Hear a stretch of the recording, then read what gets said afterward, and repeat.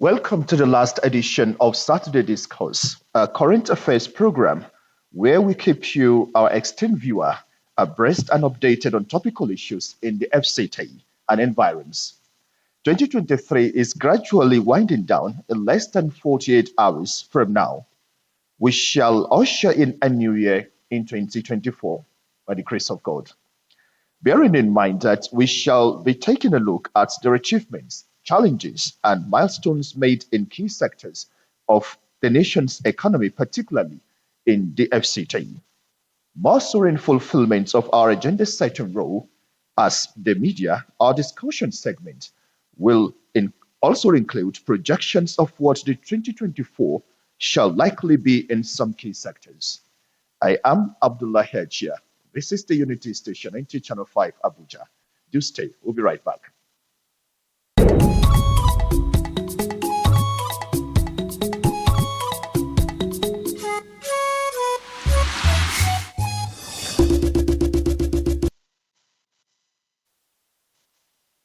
Let's begin with some stories now. The federal government has reiterated its determination to address infrastructure deficit for the socio-economic growth of the country.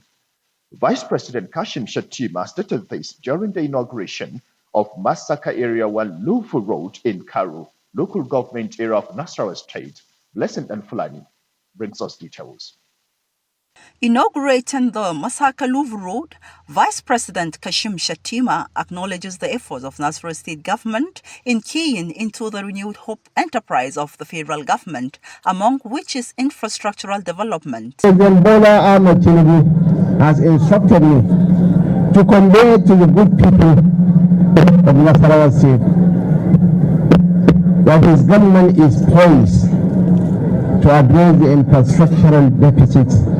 Nasarawa State Governor Abdullahi Sule says provision of social amenities to his people is in fulfillment of his administration's resolve to better their lives. With the adequate knowledge that he has, this one should be able to be there for at least 15 years before we even talk about any maintenance. Stakeholders in the state appreciate federal government for people-oriented projects. It's a very superlative move for bringing out farm products for commercial and public consumption easily, so as to enable the transporters to convey to the local markets and also international market for international exportation. We hope and pray that the provision in the laws establishing the Federal Capital Territory that give responsibility for it for developing infrastructure in the general area of the neighboring states. A commission should and must be established,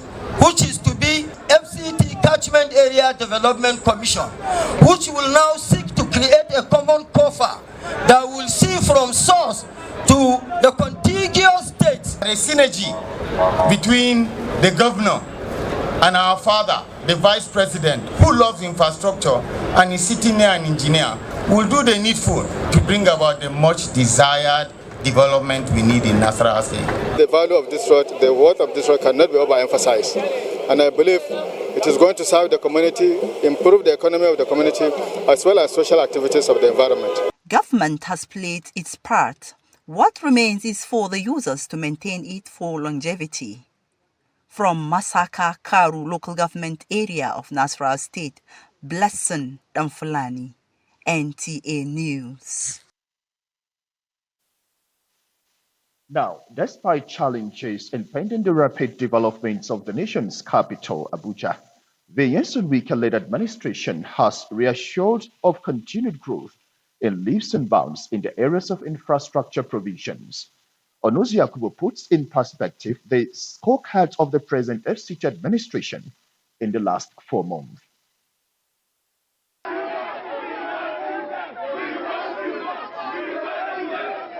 27th August 2023 was the date the 17th FCT Minister Nyesom Wike assumed the helm of affairs of the FCT administration.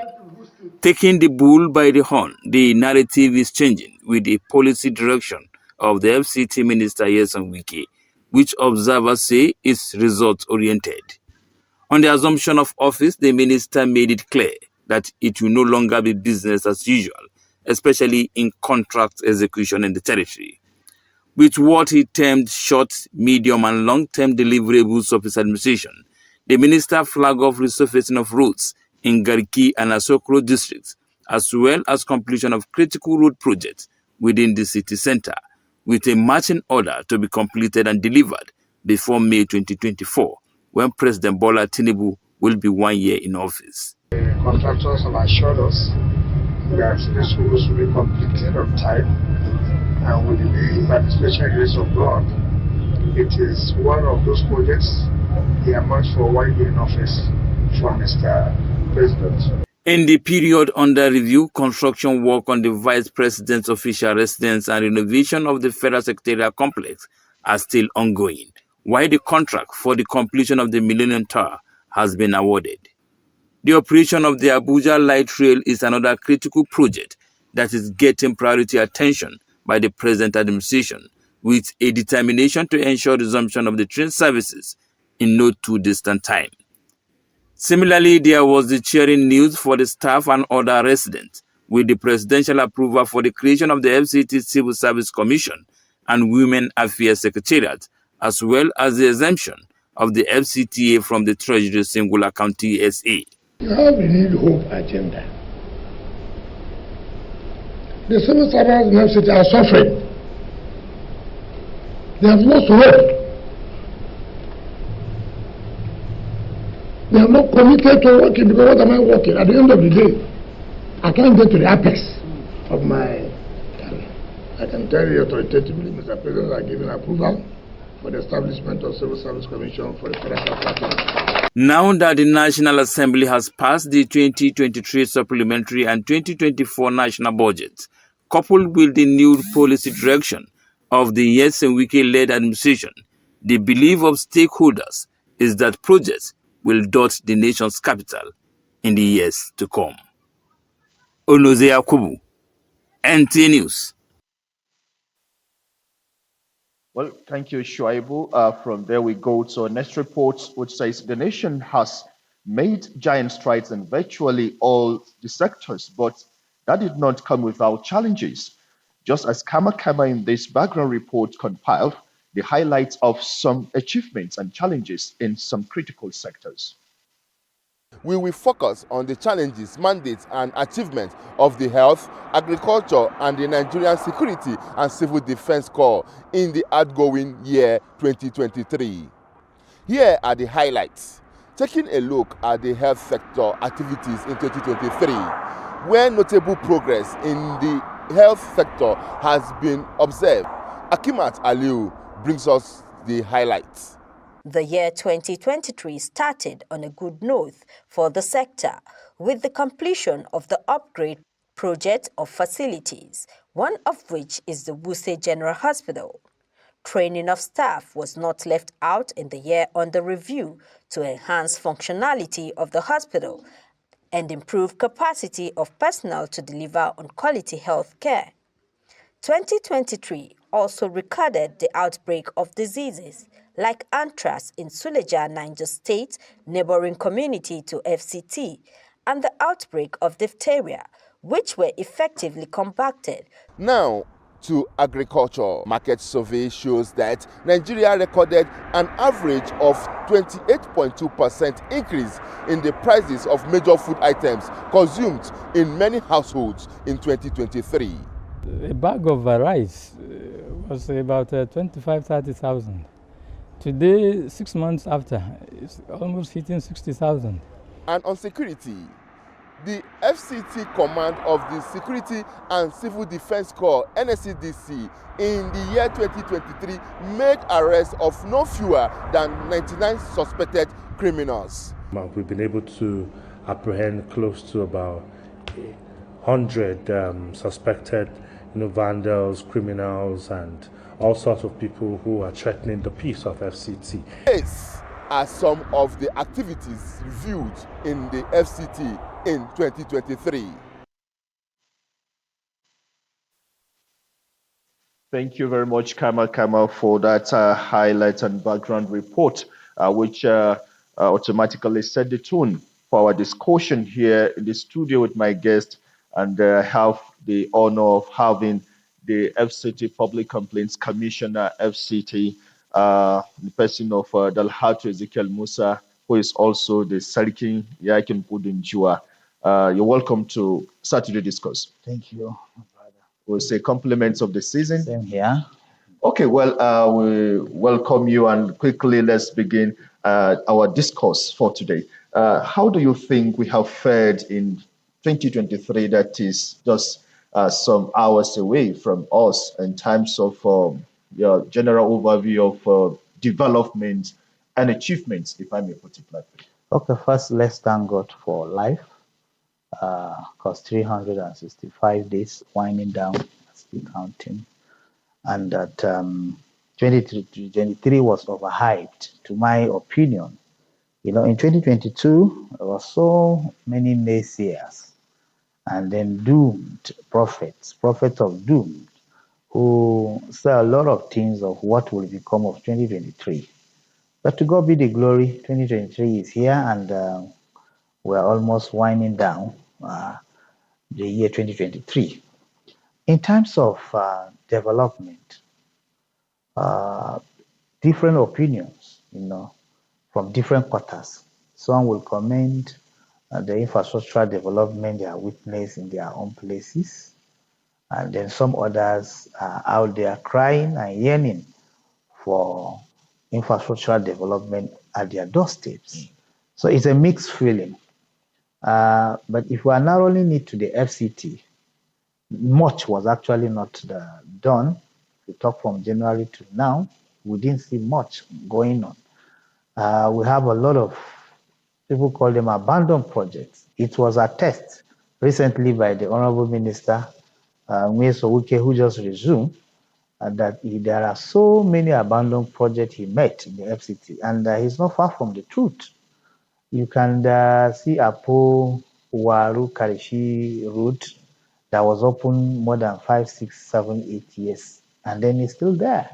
So a whole lot of issues. But then, as infrastructural development, I will rate it to say above 40%, So, and then other critical sectors, we've seen improvement actually in some sectors, like the electricity. You will see people, it's only your pocket that will speak for you when it comes to the electricity, but we've seen improvement, and then some other sectors like that.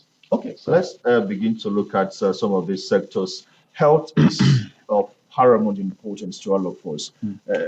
Now, we also witness a shortage of health workers. What would you think accounted for such? A lot of them, not wanting to go to the hinterland, and probably some of them also, the Jaguar syndrome is also affecting. FCT is not an exception. Now, I recently put up a memo raising some critical issues with regards to the point you've raised to the Health and Human Services Department, the Secretariat of the FCT, drawing the attention of the Mandate Secretary then, and also the directors in the health sectors, to say one of the issues we are having is this issue of manpower in the rural community. You see, people rate FCT just with what they see in the urban cities. They will just go to Kuje, Wawalada, Boari, we have general hospitals there, and then that's it. No, there is more to it. There is health deficit. The health sector, there is deficit of it in the rural communities. As we speak, we have 62 electoral wards. Most of the health, what's it called, ward centers, yes, you will see primary health care and all of that. But this shortage of manpower, it's very, very visible. And the reasons are not far-fetched from the fact that when we come to recruitment process, I keep saying it, and we must take this into cognizance to address some of these issues. When you come to recruitment exercise, the critical stakeholder, the larger number of persons who are from these communities are not carried along. They are more often time not being given the needed consideration. So you bring people who will come from other parts of this country and hijack the recruitment process and then find their way into it. And as soon as they get into the system, they will now detect where they want to go. You post such people to Zagabutu, they won't go. You post such people to Shere Galui, they will not go. You post such people to Gudunkeria or Darka, they won't go. They want to be in the Wuse, they want to be in Maitama, they want to be in Rubochi, they want to be in Gwagwalada, they don't want to be in Dobi, they don't want to be in Karasana, they don't want to be in Kebikasa. But if we narrow, and one of my write-up I said, when we come to recruitment exercise, especially for these health workers, let's see how we generate them from our locals, from the world level, because you must have people from these places who have this qualification, who are qualified. A lot of them, I tell you for free, which I have one of their petition on my table, more than 500 casual workers that are within the constituent of the FCT. Some of them have been working there for more than 5-6 years, and they have not had opportunity of being permanented. And they are coming from some of these rural communities. So let's see how we'll engage the people who are from and within this community. You will not have this issue of absence of manpower.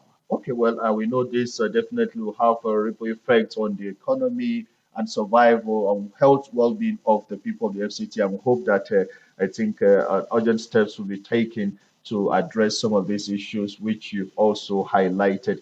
Let's quickly look at the economic life of the people of the FCT. No doubt, most of the communities we've visited or interacted with, know they are agrarian people, they are farmers, but most of them have somehow migrated to become traders. So how would you also in a nutshell describe the economy life of the people of the city? Was it prosperous, and what should we be looking forward to? Again, this is one critical aspect that we must address. Yes, FCT administration is doing their best by giving out some through SMEs, the Abuja enterprise. I've interacted with the DG then, where they were giving some grants, helping people to grow business and all of that. But there is a critical thing that we need to address with regards to the people of the FCT, the indigenous people of the FCT and other residents that are here in the FCT. We really need to address certain things. We need to define what is the economic plan for these people. Just like you raised, first, what do they do for a living? What's their economic activity? Largely farming. Now you go back to ask yourself, what are the enabling environment that have been created to enable them thrive as farmers?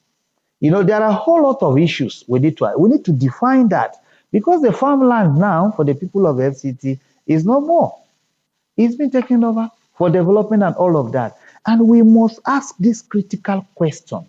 Now that the farmlands are limited, they do not have access to it by way and policy and development that is coming into the FCT, how then do we address these people for them to earn a living as regards to their economic activity, which is basically farming?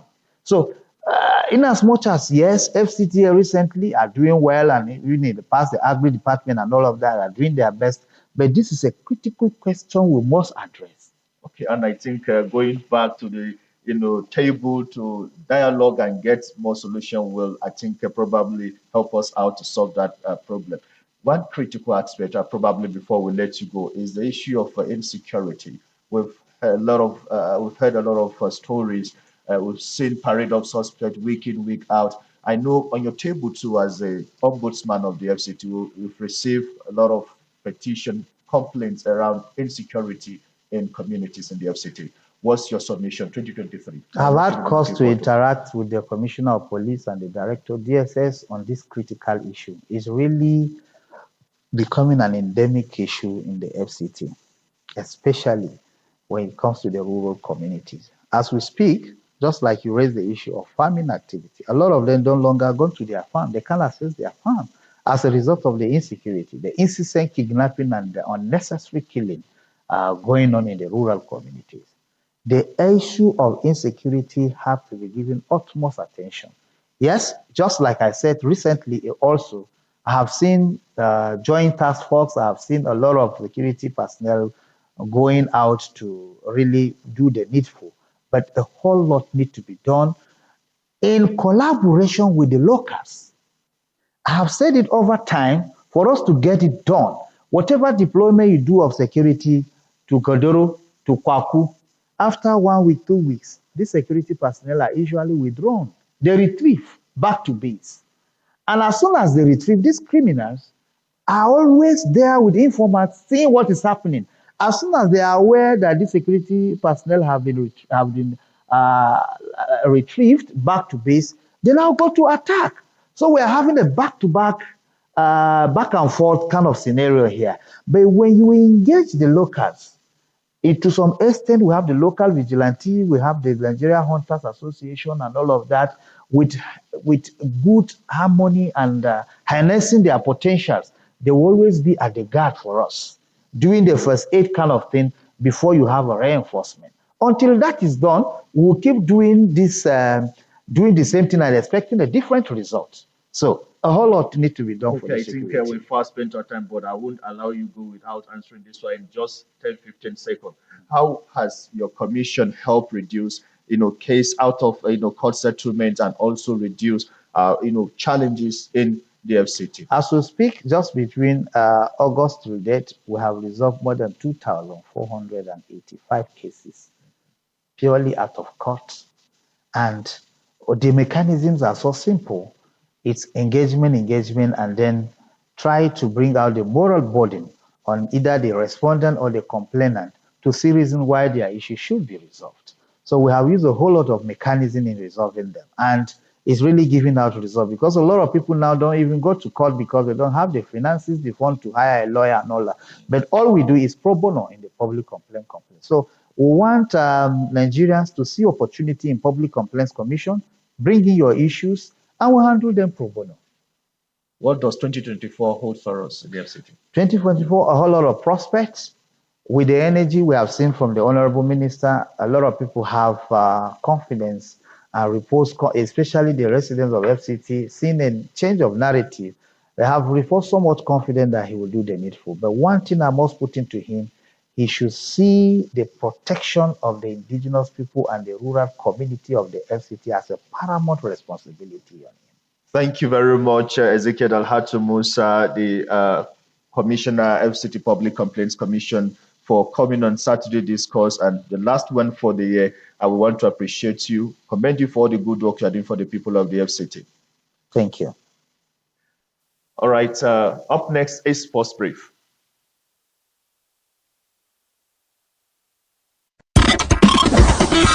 The Super Eagles have picked a team of 25 players for their onslaught for a fourth African Cup of Nations title, with head coach Jose Peseiro settling for usual suspects in a roster that has 3 goalkeepers, 9 defenders, 5 midfielders and 8 forwards. Captain Ahmed Musa returns to the squad after he was left out of the starting games to the 2026 FIFA World Cup qualification series, while South African-based goalkeeper Stanley Nwabili is picked alongside Francis Uzoho and Olorunleke Uju. All the 25 players will depart from their different bases on Tuesday, 2nd January, to fly into Abu Dhabi, capital city of the United Arab Emirates, for a 1-week training camp that will last until Tuesday, 9th January. The team will fly back to Lagos on Tuesday, 9th January, and then fly into the Ivorian capital, Abu Dhabi, on Wednesday, 10th January. The Super Eagles, in their quest for a 4th continental title, will take on Equatorial Guinea on Sunday, 14th January, in their first match of Group A, before further clashes with host nation Cote d'Ivoire 18th January and Guinea-Bissau 22nd of January. And from tennis, former world #1 female tennis player Naomi Osaka of Japan wants her return to the sport after over a year of absence to be an inspiration to her daughter. Osaka hasn't played in any match since September 2022. In July, she gave birth to her first child. 4 months later, she announced her comeback to tennis at the Brisbane International that will begin on Sunday.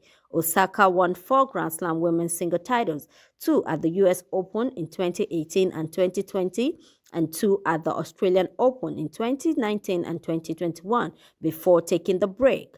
With Sports Brief, Hakimat Ali, NTA News. That has been the size of our Saturday Discourse for this week and for the year. We're hoping to see you next year with another important and interesting topical issues that will be coming our way. We want to wish you a happy New Year. See you then. I am Abdullah Haji. On behalf of the Dex, we say a very big thank you for always being a part of our production.